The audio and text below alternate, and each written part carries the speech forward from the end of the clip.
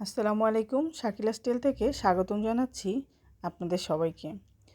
তো আজকে আমি খুব মজার একটা রেসিপি তৈরি করব। আজকে আমি পটল চিংড়ি তৈরি করব। পুরো রেসিপিটা ধৈর্য ধরে একটু দেখবেন। তো যাই হোক, এখানে আমি কয়েকটা চিংড়ি মাছ আর গোটা কয়েকটা পটল নিয়েছি খোসা ছাড়িয়ে। আর এখানে সরিষা, কাঁচামরিচ, নারকেল আর দুই কোষ রসুন, পেঁয়াজ আর টমেটো নিয়েছি। এগুলো আমি খুব সুন্দর করে পেস্ট করে নিয়েছি।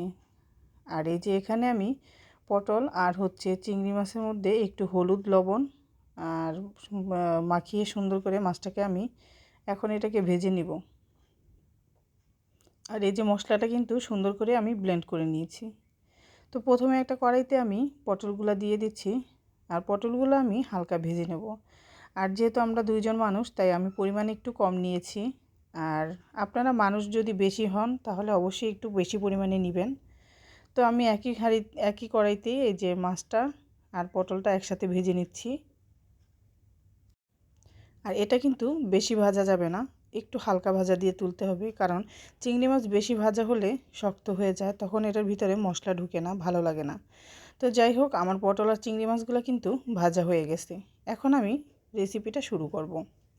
তো এই যে প্রথমে আমি ওই তেলের মধ্যে পেঁয়াজ কুচি দিয়ে দিলাম, তারপরে আবারও একটু তেল দিয়ে দিলাম। দিয়ে এখন এটাকে আমি হালকা ভেজে নিব, পুরো লাল লাল করে ভাজবো না। যখনই হালকা একটু ব্রাউন কালার আসছে তখনই আমি বেটে রাখা ওই পেস্টটা দিয়ে দিলাম। তো এটা দেওয়ার পরে এটাকে আমি একটু তেলের উপরে ভেজে নিলাম। তারপরে পরিমাপ মতো লবণ আর মরিচের গুঁড়া দিলাম। আর এখানে আমি স্বাদ মতো লবণ দিলাম। এখন এটাকেও আমি এই মশলার সাথে খুব সুন্দর করে একটু ভাজা ভাজা করে নিব। তারপরে এখানে আমি আস্ত গোটা মশলা দিয়ে দিলাম, সামান্য দুইটা এলাচ আর একটু দারচিনি আর একটু সামান্য পরিমাণে জিরার গুঁড়া। এতে করে মশলায় খুব সুন্দর একটা সেন্ট আসে। আর এই যে মশলা ব্লেন্ড করে রেখেছিলাম, সেখান থেকে একটু পানি দিয়ে দিলাম।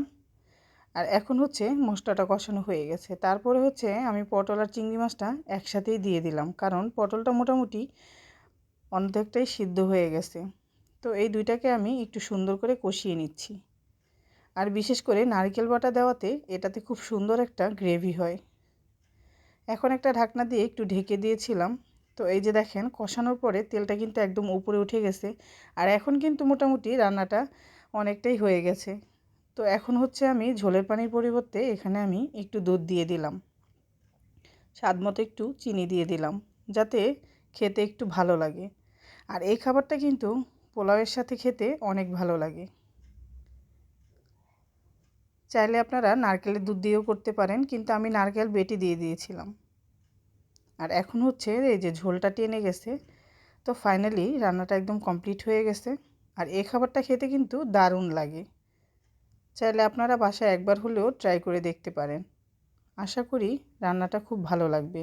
তো আজকের রেসিপিটা দেখার জন্য আপনাদের সবাইকে অসংখ্য ধন্যবাদ। যদি আমার রেসিপিটা ভালো লাগে অবশ্যই বাসায় ট্রাই করবেন। আর এই যে দেখেন, পটলটা একদম সুন্দরভাবে সিদ্ধ হয়ে গেছে আর ভিতরে মশলাটা ঢুকে গেছে, কারণ আমি কিন্তু পটলটা মাঝখান থেকে একটু চিড়ে দিয়েছিলাম। তো আজকের ভিডিওটা আর বেশি বড় করব না। এই রেসিপিটা যদি আপনাদের ভালো লাগে তাহলে একবার হলেও বাসায় একটু ট্রাই করবেন। আশা করি সবার খুব ভালো লাগবে।